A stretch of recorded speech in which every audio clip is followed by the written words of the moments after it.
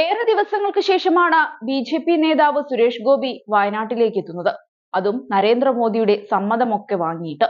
വന്നു കയറിയില്ല, മാധ്യമപ്രവർത്തകരുടെ ചോദ്യം കേട്ട് നേതാവ് വാളെടുത്തു.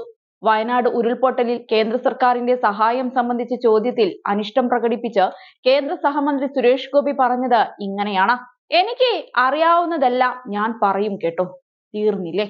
അതിനിടയ്ക്ക് ഒന്നും തന്നില്ലല്ലോ, എപ്പോ തന്നു എന്നൊക്കെയാണോ ചോദിക്കുക? പിന്നെ വളരെ സാങ്കേതികമായിട്ടുള്ള കാര്യങ്ങൾ സംസാരിച്ച് തീരുമാനിക്കണം. ഞാൻ ഇന്ന് വന്ന ആളാണ്. ഇതിനു മുൻപ് പ്രധാനമന്ത്രി അയച്ച ഒരു മന്ത്രി ഇവിടെ ഉണ്ടായിരുന്നു, ജോർജ് കുര്യൻ. അദ്ദേഹവും വിവരങ്ങൾ ശേഖരിച്ചു വെച്ചിട്ടുണ്ട്. അദ്ദേഹം വിദേശയാത്രയ്ക്ക് പോവുകയാണ്. അദ്ദേഹം തിരിച്ചെത്തി റിപ്പോർട്ട് കൊടുക്കും. ഇതെല്ലാം കൂട്ടി വായിക്കണം. വായിച്ച് തീരുമാനത്തിലെത്തിയിട്ടാണ് അന്തിമ റിപ്പോർട്ട് ഉണ്ടാക്കുന്നത്. ഇപ്പോൾ ആ റിപ്പോർട്ടിന്റെ പിന്നാലെയല്ല ഓടേണ്ടത്. ശാസ്ത്രം വരെ തല കുനിച്ച് നിൽക്കുകയാണ്. ജീവനില്ലെങ്കിലും മൃതദേഹമെങ്കിലും കണ്ടാൽ മതി എന്നുള്ള വേദനയുണ്ടല്ലോ, അതിനൊപ്പമാണ് ഇപ്പോൾ നിൽക്കേണ്ടത് എന്നായിരുന്നു സുരേഷ് ഗോപി പറഞ്ഞത്. വയനാട്ടിലേത് ദേശീയ ദുരന്തമായി പ്രഖ്യാപിക്കണോ എന്നത് പരിശോധിക്കണമെന്നാണ് സുരേഷ് ഗോപി പറയുന്നത്. വിഷയത്തിന്റെ സാധ്യതയും സാധുതയും പരിശോധിക്കണം. അതിന് ചില നടപടിക്രമങ്ങളുണ്ട്. ഇപ്പോൾ കരുതലും കരുണയുമാണ് വേണ്ടതെന്നും അദ്ദേഹം കൂട്ടിച്ചേർത്തു. രാജ്യം വയനാടിനെ സഹായിക്കാൻ ഉണ്ടാകുമെന്നും പരമാവധി ആധുനിക സാങ്കേതിക വിദ്യ ഉപയോഗിച്ചാണ് ദുരന്ത മേഖലയിൽ പരിശോധന നടത്തുന്നത് എന്നും സുരേഷ് ഗോപി പറഞ്ഞു. പരിശോധനയ്ക്ക് കൂടുതൽ സേനയെ വേണമെങ്കിൽ കേരളം ആവശ്യപ്പെടട്ടെ.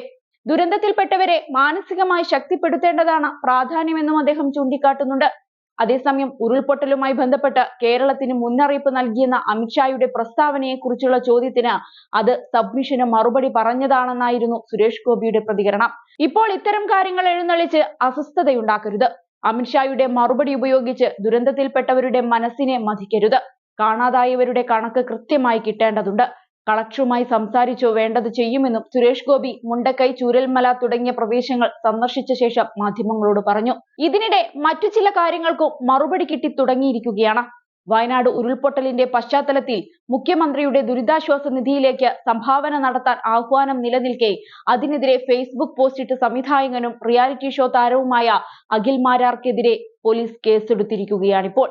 ഇൻഫോ പാർക്ക് പോലീസാണ് സംഭവത്തിൽ അഖിലിനെതിരെ കേസെടുത്തുവെന്ന വാർത്തകൾ പുറത്തു വന്നതിനു പിന്നാലെ അതിനോട് പ്രതികരിച്ച് മറ്റൊരു പോസ്റ്റും താരം ഫേസ്ബുക്കിൽ പങ്കുവച്ചു. വീണ്ടും കേസ്, മഹാരാജാവ് നീണാൾ വാഴട്ടെ എന്നെഴുതിയ പുതിയ പോസ്റ്റാണ് അഖിൽ പങ്കുവച്ചിരിക്കുന്നത്. നേരത്തെ മുഖ്യമന്ത്രിയുടെ ദുരിതാശ്വാസ നിധിയിലേക്ക് പണം നൽകാൻ താല്പര്യമില്ലെന്നായിരുന്നു അഖിൽ മാരാർ ഫേസ്ബുക്ക് പോസ്റ്റിലൂടെ പറഞ്ഞിരുന്നത്. ദുരിതാശ്വാസ നിധിയിലേക്ക് പണം നൽകില്ലെന്നും പകരം ദുരിതബാധിതർക്ക് താൻ വീട് വെച്ച് നൽകുമെന്നുമായിരുന്നു അഖിലിന്റെ പ്രഖ്യാപനം. 3 വീടുകൾ വെച്ച് നൽകുമെന്നായിരുന്നു അഖിലിന്റെ വാഗ്ദാനം. തന്റെ നാട്ടിൽ അവർക്ക് വീട് വെച്ച് നൽകാമെന്നായിരുന്നു ആദ്യം സംവിധായകൻ പറഞ്ഞത്. പിന്നീട് ഇടത് അനുഭാവികളെ വെല്ലുവിളിച്ചുകൊണ്ട് അവർ ആവശ്യപ്പെടുന്ന സ്ഥലത്ത് വീട് വെച്ച് നൽകാമെന്ന് അഖിൽ പറഞ്ഞിരുന്നു. മുഖ്യമന്ത്രിയുടെ ദുരിതാശ്വാസ നിധിയിലേക്ക് സംഭാവന കൊടുക്കരുതെന്ന് ഒരാളോട് പോലും താൻ പറഞ്ഞിട്ടില്ലെന്നും അഖിൽ മാരാർ കഴിഞ്ഞ ദിവസം പറയുകയുണ്ടായി. താൻ ഒരിക്കലും ആരെയും തടയില്ല. എന്നാൽ താൻ കൊടുക്കുന്ന പണം ആർക്കു പോകണമെന്ന് തീരുമാനിക്കാനുള്ള അവകാശം തനിക്കുണ്ടെന്നായിരുന്നു അഖിലിന്റെ വാദം. കഴിവുകെട്ട ക്രിയാത്മകമായി ഭരിക്കാൻ അറിയാത്ത ഒരു ഭരണാധികാരി നമ്മളെ ഭരിക്കുമ്പോൾ അത്തരമൊരു മുഖ്യന് അടുത്തേക്ക് എന്റെ പണം കൊടുക്കാൻ താൻ ആഗ്രഹിക്കുന്നില്ലെന്ന് സംവിധായകൻ തുറന്നടിച്ചു. ഇതിനു പിന്നാലെയാണ് ഇൻഫോ പാർക്ക് പോലീസ് അഖിൽ മാരാർക്കെതിരെ കേസെടുത്തത്.